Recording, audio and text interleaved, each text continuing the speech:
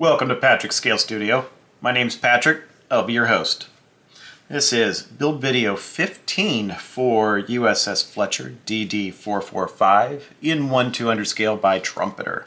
So video 14 we covered this chunk, and as we can see there was quite a bit of work here as a video that went a little bit longer than I was hoping it would, but a lot of work went into getting this to look just the way I wanted it to look. So this video, we are going to cover step 41, I'd like to cover step 42 and step 43 here. And should be able to compile all of those into this video and make it a little shorter, just for the simple reason that we've all seen basic painting, decaling, so mainly this is going to be watching a lot of this go together, and then watching this go together using the Mark 37 Fire Director by the Midwest Model Shop to show you how that goes together. It's rather nice. And then lastly right here with the mast and the radar. And I have made some modifications here to not use this right here. As I understand, this is an SC2, and at the time that we are depicting Fletcher, she did not have an SC2. She had an SC or an SC1. And so that is what we're doing, and I built that from scratch, and I'll show you when we get to that point what it looks like. So sit back, relax, and get ready for a lot of this to start going together.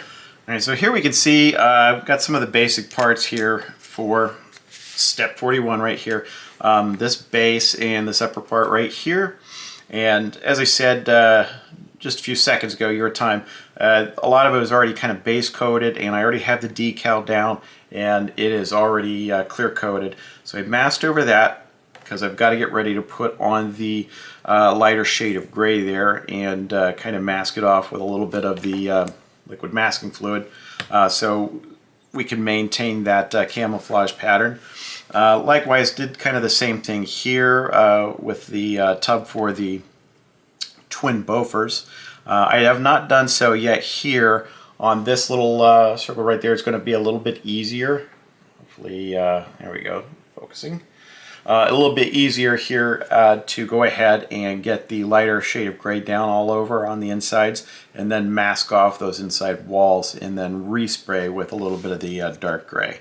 So go ahead, and I'm going to get these masked off, get these painted, and get them ready to go. All right, so one thing you'll notice here in this video also is there's going to be a little bit of a jumping around here. I have not absolutely yet gotten that done, but we're at the point where a lot of these smaller bits I'd like to kind of paint all together here at one time. So I'm going to go ahead and look at step 42 for the Mark 37 Fire Director.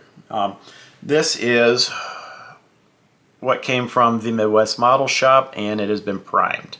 You can see it is beautiful. It came as one piece. All the little ladders and everything like that on the side all stick out appropriately.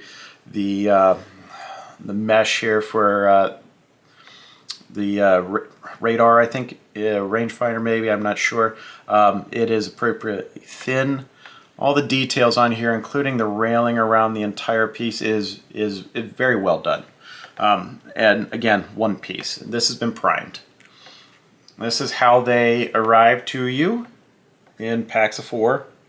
So it's just a matter of cutting out the supports. Once you free it up from there, checking to make sure there's no little nibs from the supports remaining. Using a little file or a little bit of a sandpaper, sanding stick, or maybe even an X-Acto knife. And these have been constructed. Now this is on here with a little bit of white glue so I could prime it. These are constructed so that, there we go, got that off, no problem. As I was saying, they're constructed here so that they will go directly down over the kit part right here. So the Trumpeter kit would have you take this part right here, attach some photo etch ladders on the side, and drop it down onto this base, which is C26. Go ahead and get it cut out. Put that aside. Do a quick bit of cleanup here.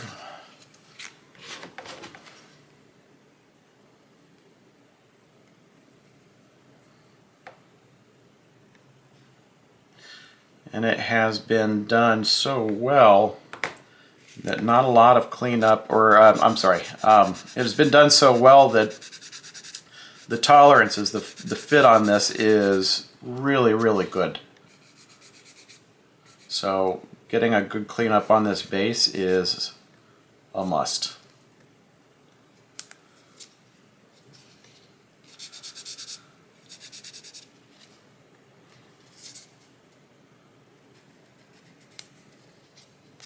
Okay, and last little bit right there.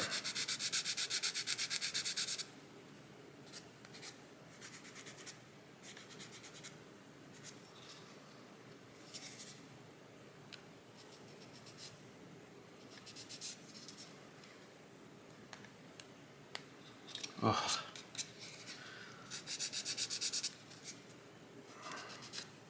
There we go. All right, so with that cleaned up, you take this right here, and you definitely want to be a little delicate with this, but it's not so fragile that just holding it is going to ruin it. But definitely you want to be mindful that there are details. But that just drops in there like that. And after that drops in there, then this right here will sit on its base. And on its base, you can see there's these two parts A44. These would go to the rear. So when it's all painted and said and done, this is what the assembly will look like. So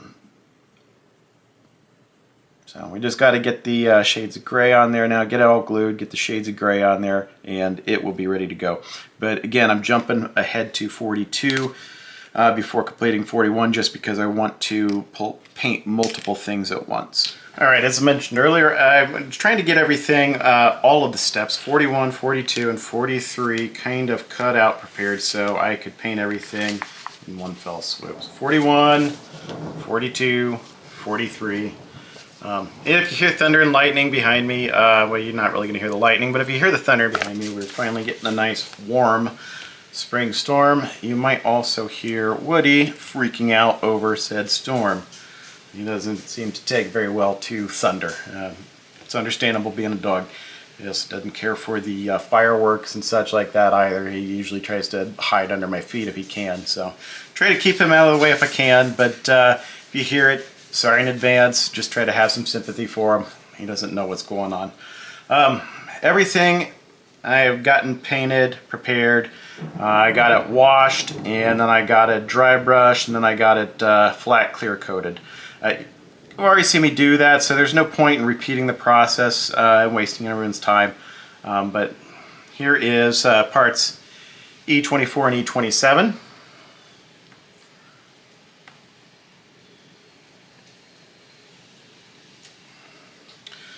Alright, part E25. All in all, I'm pretty thrilled with how these came out. And E3, which is the two little parts here in this step right there. They're all painted. Not much to look at, they're just kind of posts. Along with some of the little bits here that go on there as well. E17 and E5 is right there. E17 being right there. And then C36 right there. It was had enough detail that it definitely warranted having a little bit of a wash and dry brush on it. Kind of help it stand out there on the back. So we'll go ahead and start working on getting some of this stuff together. So I'm going to take this off. Go ahead and snap off my little painting holder. So these parts are already glued together.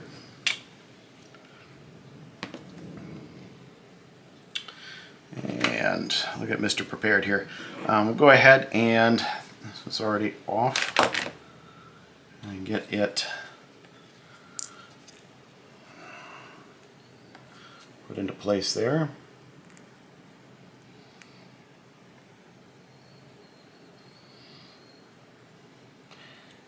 And as I understand, this area right here is kind of like rear control.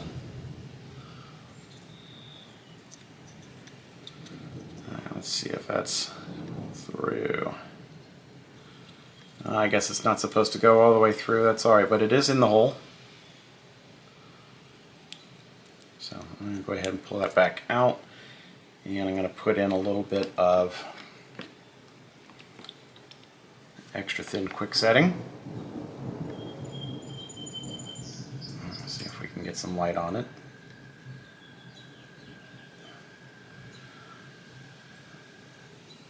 In addition to the thunder, because the rain's coming down, the we call around here those spring peepers are going crazy. It's just a teeny tiny little frog. Alright, so that part's on there. Alright, so next up is I'm going to put on E17 right there. Now this is going to require some paint touch-up because I painted it while it was still on the sprue here. And the very top of this will need a little bit of our, I can't remember if I said it was XF25, but regardless. So this right here, and get some tweezers. And actually, we're going to sand the top of it a little bit.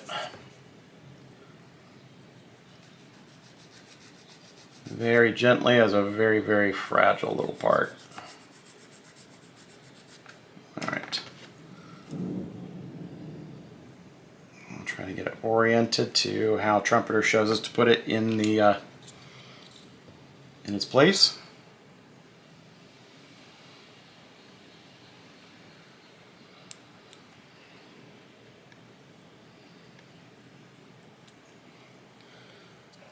So it's going to be a little bit helpful here to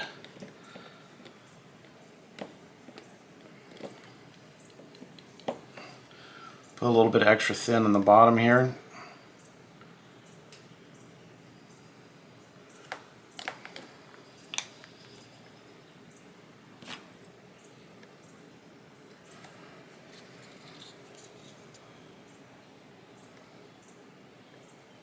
There, that went in just easy as can be. So when it's all said and done, we can go back in with a little bit of that lighter gray color and paint the top of that. And since it's a, to me, a flat paint, it's an XF paint, it'll dry just as flat as the rest of everything. So.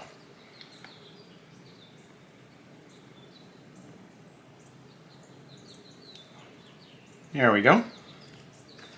Alright, next up is E5. And this is a bit more difficult to figure out which direction it's supposed to go into. I'll hold the part up close here and see if we can determine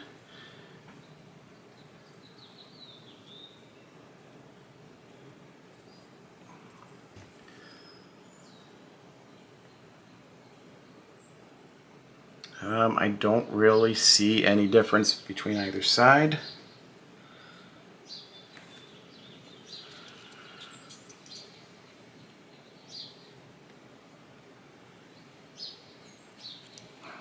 Alright, that fit down just perfectly. Very, very precise fit. And so now I can kind of go back here on the bottom of this again and hit it with a little extra thin. And nice thing about doing that from the reverse side is I don't have to worry about seeing any kind of glue mess or anything like that around the hole. Alright, so this first part right there, completely done. The decal's already in place. Alright, so onward to E25 and the two little posts. I'll move some of this stuff out of the way.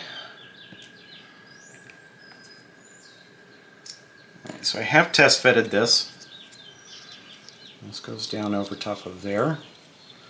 And when I test fitted, I actually kind of like temporarily adhered it so that when I went to do the painting, I would have continuous lines of the camouflage. I would also like to point out that there is absolutely probably no match between what I've done and Trumpeter's color callouts. or even other instructions, color callouts.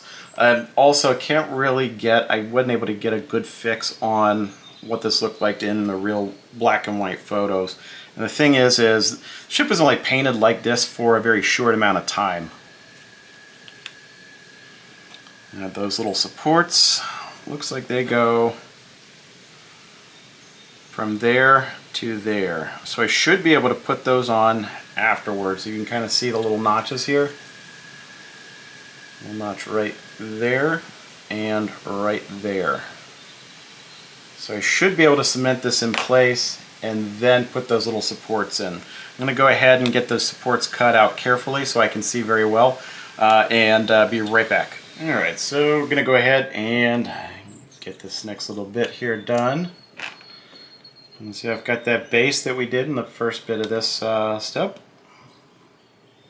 Go ahead and take some of the regular white cap Tamiya cement, and it's going to go on the inside of this. Again, I don't like putting stuff right up there on the lip or the very top edge of the part, because sometimes you'll get some of that cement squishing its way out. And this part was made with ridges right there that fit directly inside this, so that cement in place. Go ahead and get those squished down like so. And that's what we have got so far. Alright, so next up here, we're going to go ahead and put those columns in. These parts right here labeled E3. Those columns are going to go from right there down to right here. I don't want to use the white cap for this because it is just a little too thick. Instead, we're going to use a regular extra thin. Now, there is just a little bit of fettling around with these just to make sure that they fit properly. I definitely make sure that if you're putting this kit together, you test fit, test fit, test fit. Just a bare amount of right there and right there. Alright, and we're within view. Yep.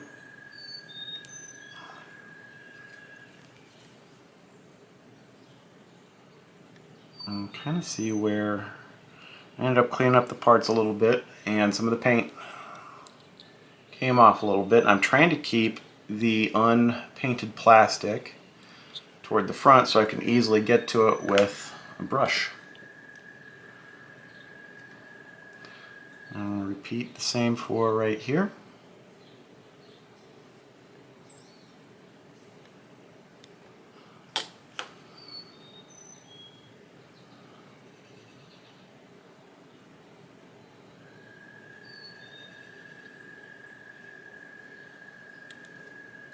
Alright, oh, I realized I went out of camera right there a little bit. Okay, so the posts are in place. I'm going to let those dry. I'm going to touch them up here before I get to the next step, which is putting in some railings. So let me go ahead and get those touched up. The next journey in step 41 is getting these railings glued into place there. As you can see, I've already got them taped, and this is pretty much how I've approached all of the railings in this kit so far, is thin little strips of tape, just kind of temporarily holding those railings in place to the part that they're being glued to with CA. So I'm going to go ahead and, this is the glue looper that I use right there. And it's made so that you just touch this to the thin CA. And the CA travels up into the little kind of a wick area on there. You can see a little channel just barely. And then all we have to do, get this in for you, is go in here and touch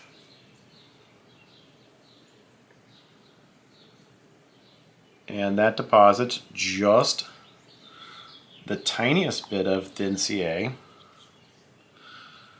right there to the railing and the part.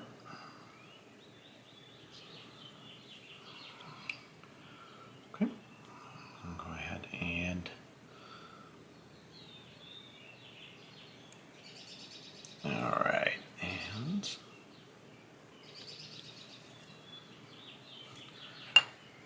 sometimes just a little bit of, there we go, adjustment is necessary. And the thin CA is, I don't know, a lot of people think it's pretty unforgiving, and if you don't act accordingly or fast enough, then yeah, it does seem like it's unforgiving, but sometimes there's just a touch of wiggle room. And I'll typically use that to my advantage after getting just a little bit of CA down in order to be able to get something adjusted perfectly into place. So while I've got this already in my hand here, I'm going to go ahead and get this other one, and then I'm going to be detaching the tape so that I can go around the whole perimeter.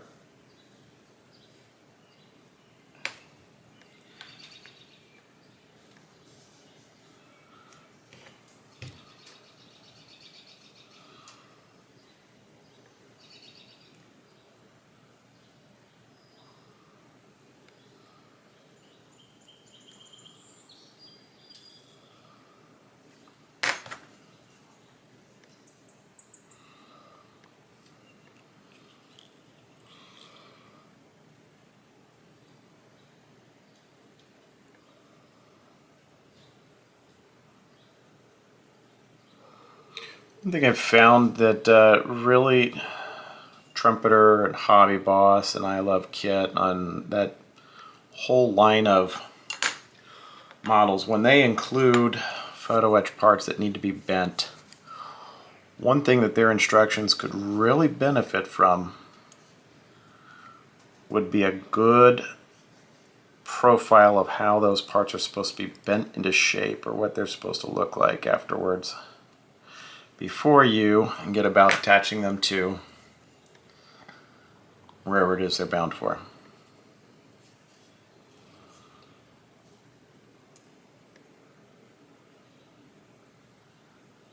Alright, so got the thin CA there bonding those parts in place right now. So at this point, off camera, I'm going to remove the little bits of tape, and I'm going to shore up those little CA tack welds with a lot more CA, and we'll move on to the next bit here, which is some bracing, and it looks like a ventilation pipe coming off of this little rear deck house. Well, the railings are completely shored in with thin CA glue. Hopefully this will just start to begin to focus. There we go.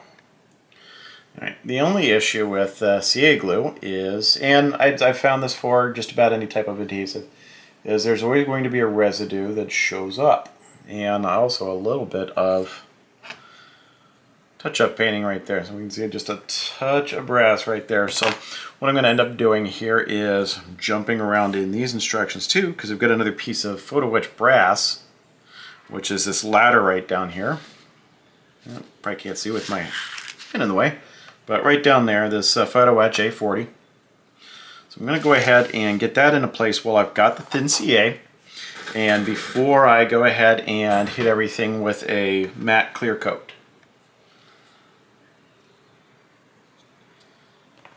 Now, as you can see right here, on this lower part here, it just barely able to make out. There are two little very slight lines. Let me see if I can get the light to get, there we go. And that is kind of what helps us place the ladder. I'll go ahead and put it on there. It goes right there. The nice thing about this is it kind of helps bridge the gap between this upper and lower part, to kind of solidify this as one piece, even though we've got that little seam line there. So I'll go ahead and get a piece of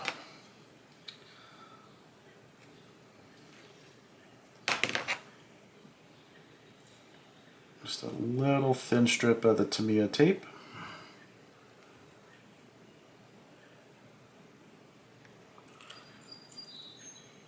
We're just going to move around on on us until we get it down.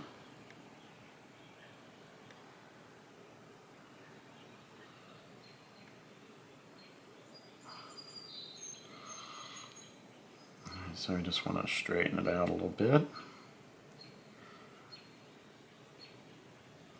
Alright, so that's about as straight as it's going to get. Thin CA. Thin CA and a focus would be helpful. Come on. There we go.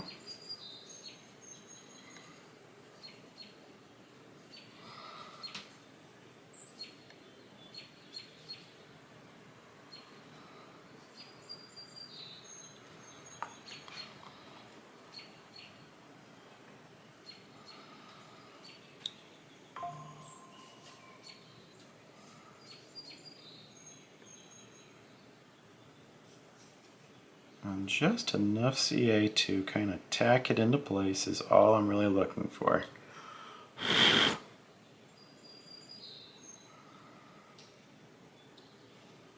Because once that's tacked into place, then I can remove that tape and I can go right around the complete, on both sides, on both rails there of that ladder to get it firmly attached. So go ahead and get that tape and get it CA'd, and then I'm going to touch it up with some flat clear. We'll be right back for some of these other bits.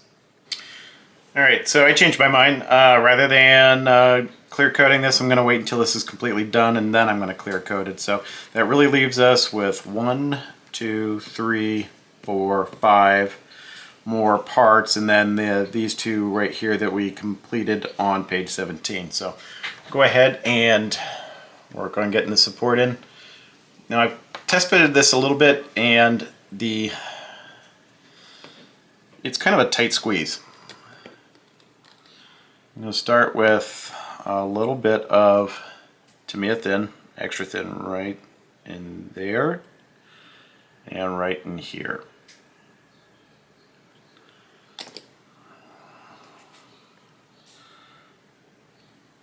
Try to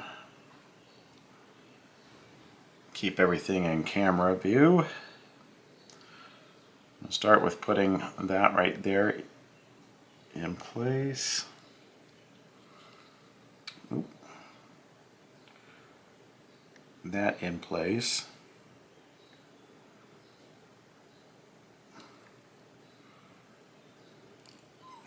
All right. So I got those two parts in.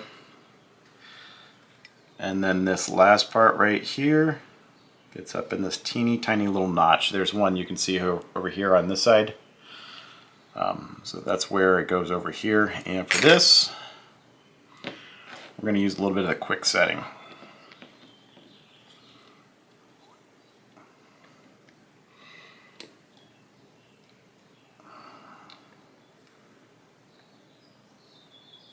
And I know I've had my complaints about parts of this kit, but I gotta tell you, this right here, it's teeny tiny little parts right here that really help set a level of detail on some of these little structures right there. It makes a world of difference and helps a lot of this come alive. So I'm gonna end up doing the other bit off camera. But while we're on this side, we'll go ahead and look at one of the other parts going in there, which is E4 down here. That's right there. You can see it got a little bit of a gloss clear coat.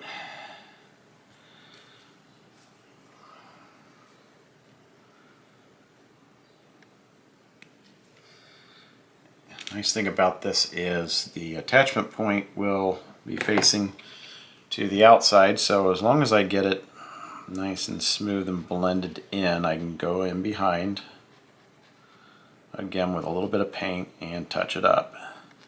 And that's part of the reason why I held off on clear coating everything, because I can do all the touch-ups and then clear coat it, and it'll kind of help all those little touch-up areas blend in and disappear.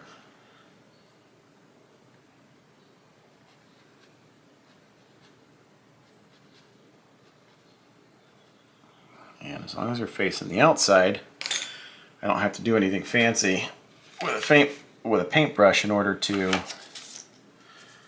get to it. So I'm going to go back in with a finer grit sanding sponge, because the file is not the finest thing to sand with, but it's got that, this tiny file's got that precision quality to it. And so there's our part again.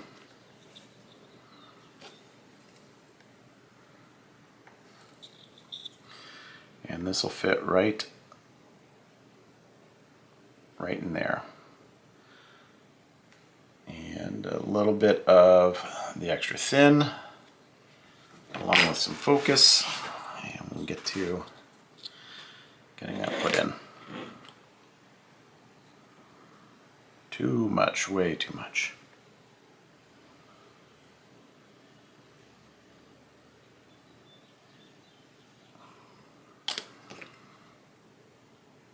And the extra thin is great for just kind of helping ease parts in when they're a little stubborn. There we go. That's supposed to be coming out at just a bit of an angle.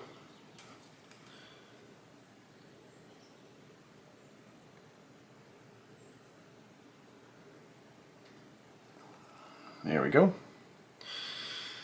Alright, so that leaves the other strut, which I'm going to go ahead and get in place, and then we will come back to these final pieces to put on here. Both the supports are in place. No touch-ups just yet.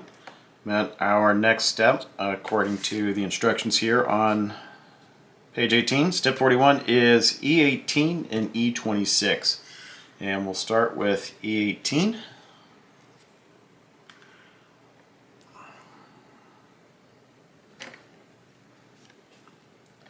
It's incredibly tiny.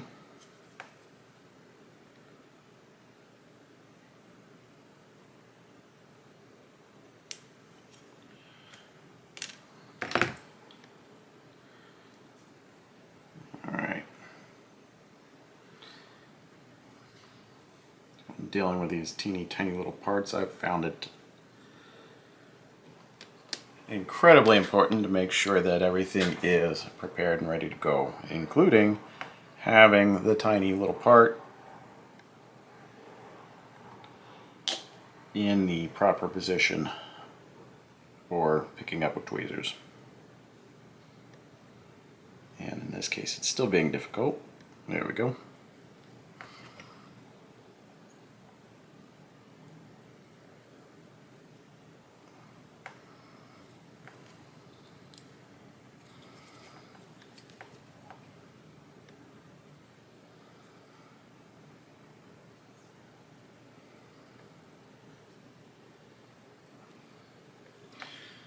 Okay, so E18 is now in place, and I just use some quick setting, extra thin on that.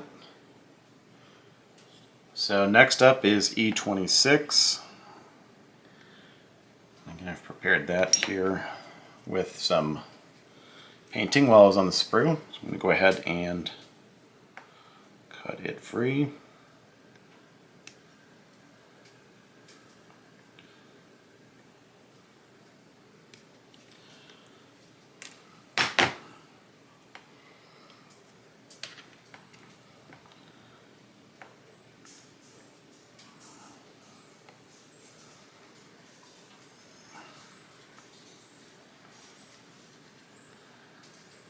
Parts are so delicate, sometimes cleaning them up provides a big risk of breaking them. So, utmost care must be taken.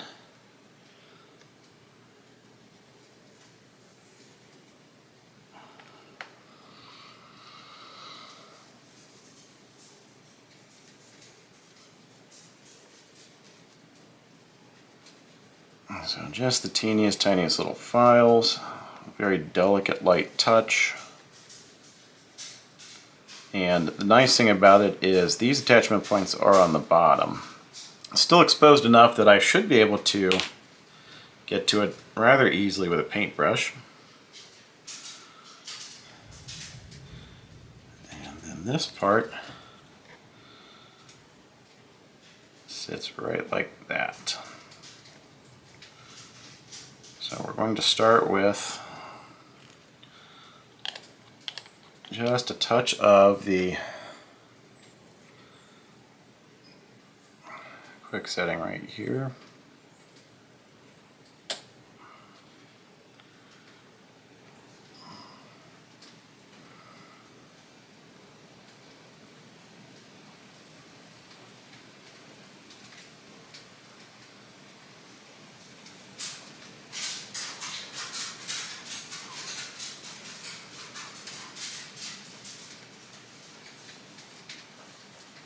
Well, tell you what, I'm going to take care of that one off camera because I probably want to be right here to do it and show you what everything looks like here after we get that on and clear coated. Well,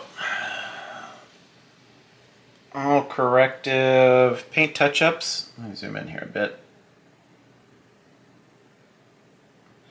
Have been completed.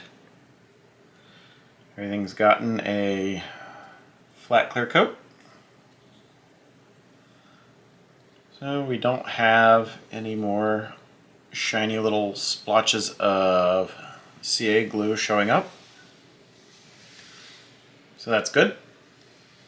And our next step here is the last bit of part 41, which is attaching 37 and 38 to this. So let's have a quick reminder of what those look like. That right there is the twin Bofors from the Midwest Model Shop.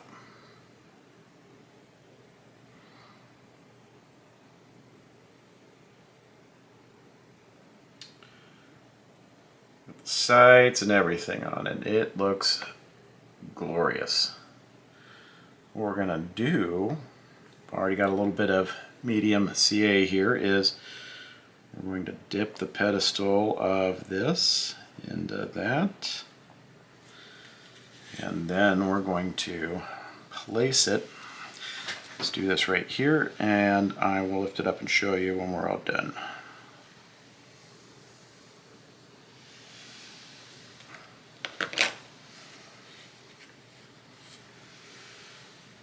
It is now in place. Oh, doesn't that look sharp right inside there? Just incredibly detailed. A far cry from what is provided in the trumpeter kit. Alright, so that was step 38 from page 17. Let's have a reminder here of what step 37 looks like. This is the fire director for that twin Bofors. So grab it with some tweezers here. And I'm going to have to sand off the bottom of this a little bit. And then we'll CA glue it in place and revisit what it looks like here afterwards. Okay, here we go. Fire director is in that forward tub, and it is just as great of detail in scale as the Bofors right behind it. So that completes step 41 on page 18, and for the most part that is going to complete the construction part of this video. Here is the Mark 37 fire director, completely painted, washed, highlighted. So that is step 42. That's done, and it's mainly just because I like to do a lot of painting at once. Anyone who's done any kind of airbrushing knows that You never have just the exact amount of paint in your airbrush just to do one particular little portion. You either run out and you have to reload it, or you have some left over. I normally have some left over, so if I've got more parts to spray at the same time, I'm usually in good shape. For step 43, all of this was completed off camera as well, and of special note on this right here, it is incredibly fiddly. So I used a lot of UV curing resin in order to get some of these parts on. CA just wasn't holding correctly, and some points I might have tacked some things with a little bit of CA and then followed up with the UV curing resin.